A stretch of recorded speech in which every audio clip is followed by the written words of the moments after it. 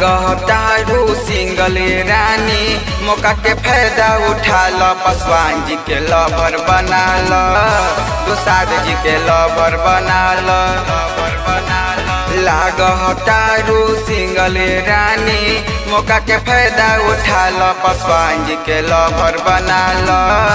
दुसाद जी के लवर बना ल लवर बना ल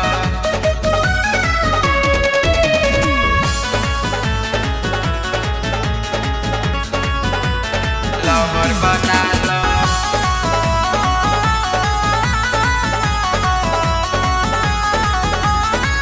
कबो नहीं पैबू बस वान जैसा लवर हो हवे रंगदार जानी बुझ तू आवर हो बुझ तू आवर हो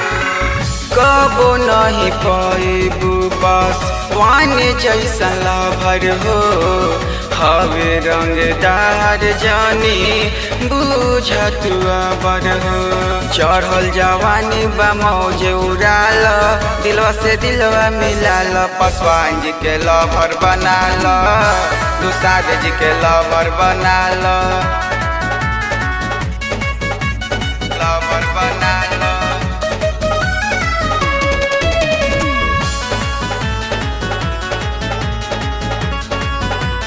लवर बना ल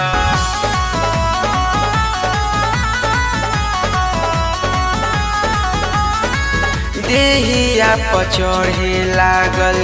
सोनावा के पानी पंचा के नामे कद चढ़ली जवानी चढ़ली जवानी देहिया पचढ़े लागल सोनावा के पानी पंचा के नामे कद चढ़ली जवानी राहुल अभिषेक से नैना लड़ाल प्यार के गाड़ी बढ़ाल पासवान जी के लवर बना ल दुसाद जी के लवर बना ल लागतारू सिंगल रानी मौका के फायदा उठा ल पासवान जी के लवर बना ल दुसाद जी के लवर बना ल अरे बना ल गोविंदा रिकॉर्डिंग स्टूडियो विक्रम।